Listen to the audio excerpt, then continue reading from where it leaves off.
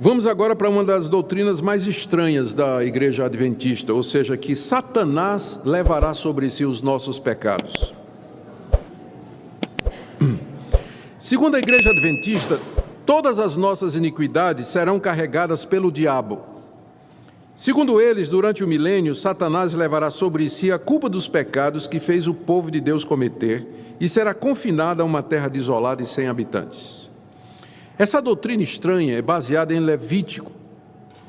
Eu vou ler para vocês. Aqui, os adventistas ensinam que o bode emissário que aparece nessa leitura, ela simboliza Satanás. Deixa eu ler aqui, se você quiser acompanhar. Levítico 16, 15 a 16 e Levítico 16, 22 e verso 26. Eu traduzi aqui, está aqui. Ali Moisés está descrevendo de que forma Arão, o sumo sacerdote, deveria oferecer sacrifícios pelo povo. Então Arão tinha que trazer dois bodes. Então, sobre o primeiro bode, Moisés diz o seguinte: Arão imolará o bode da oferta pelo pecado. Imolar significa, meter a faca, deixar o sangue correr. Arão imolará o bode da oferta pelo pecado, que será para o povo, e trará o seu sangue para dentro do véu, onde estava a arca da aliança e o propiciatório, onde aquele sangue seria salpicado em favor do povo de Israel. Havendo, pois, acabado de fazer expiação pelo santuário, sacudido o sangue do bode no santuário, pela tenda da congregação e pelo altar, então Arão fará chegar o bode vivo. Arão porá as mãos sobre a cabeça do bode vivo e sobre ele confessará todas as iniquidades dos filhos de Israel, todas as suas transgressões, todos os seus pecados, e os porá sobre a cabeça do bode e enviá-lo-á ao deserto pela mão de um homem à disposição para isso. Assim aquele bode levará sobre si todas as iniquidades deles para a terra solitária, e o homem soltará o bode no deserto.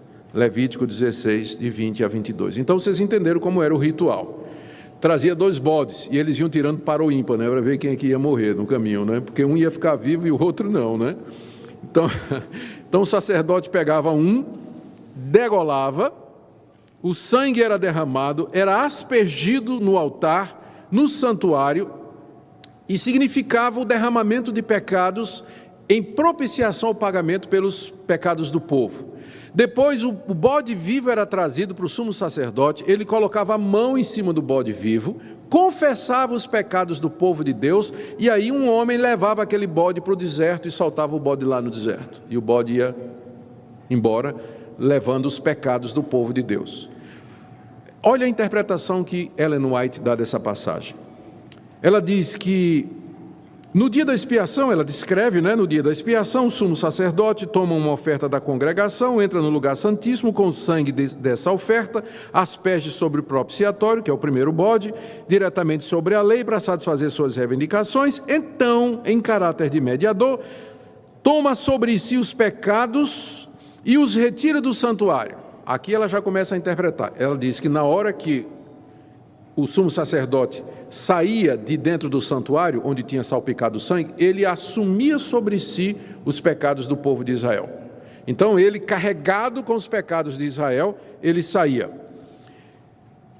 Colocava as mãos sobre a cabeça do bode emissário, confessava todos esses pecados e transferia assim figuradamente de si para o bode. E esse bode levava então os pecados que eram considerados para sempre separados do povo. Aí ela diz, verificou-se também que ao passo, esse verificou-se também é que ela aqui recebe a revelação, Verificou-se também que ao passo que a oferta pelo pecado apontava para Cristo, aquele primeiro bode sacrificado apontava para Cristo, como mediador, o bode emissário tipificava Satanás, autor do pecado, sobre quem os pecados dos verdadeiros penitentes serão finalmente colocados. Quando Cristo, pelo mérito de seu próprio sangue, remover do santuário celestial os pecados de seu povo, ao encerrar-se o seu ministério, ele os colocará sobre Satanás, que na execução do juízo deverá arcar com a pena final. Vou fazer um resumo aqui, tá, da sequência de como é que funciona isso. Então, de acordo com Ellen White, o que é que vai acontecer? Primeiro, os pecados dos crentes são lançados no santuário do céu e lá ficam. Quando Cristo morreu na cruz pelos nossos pecados foram lançados sobre Cristo. Cristo subiu e entrou no santuário celestial, levando nossos pecados lá no santuário celestial. Os pecados do santuário celestial são transferidos para Cristo e se tornam dele. Esses pecados nossos que estão em Cristo, quando ele vier uma segunda vez, ele vai lançar sobre Satanás. E Satanás, então, durante 1000 anos vai vagar sobre a terra, levando os nossos pecados sobre ele. E quando Deus aniquilar Satanás, então nossos pecados serão finalmente aniquilados.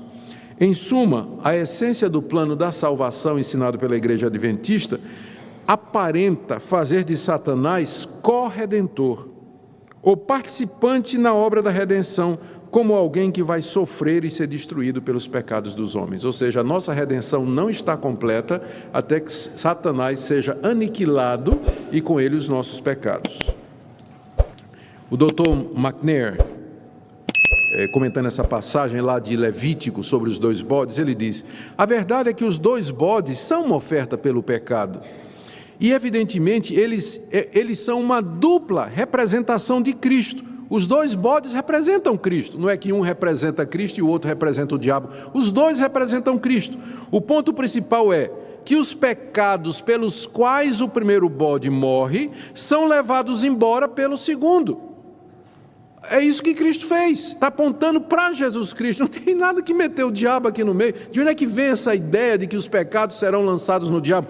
Uma doutrina tão importante assim deveria ter alguma base bíblica, ou aparecer em algum lugar no Novo Testamento. Mas o que é que o Novo Testamento diz? Que ele é a propiciação pelos nossos pecados, se referindo a Jesus Cristo, que na cruz do Calvário ele efetuou uma completa e final redenção. Em nenhum lugar da Escritura se fala a respeito dessa doutrina estranha. Baixe nossos conteúdos gratuitamente. Acesse o canal pelo link na descrição.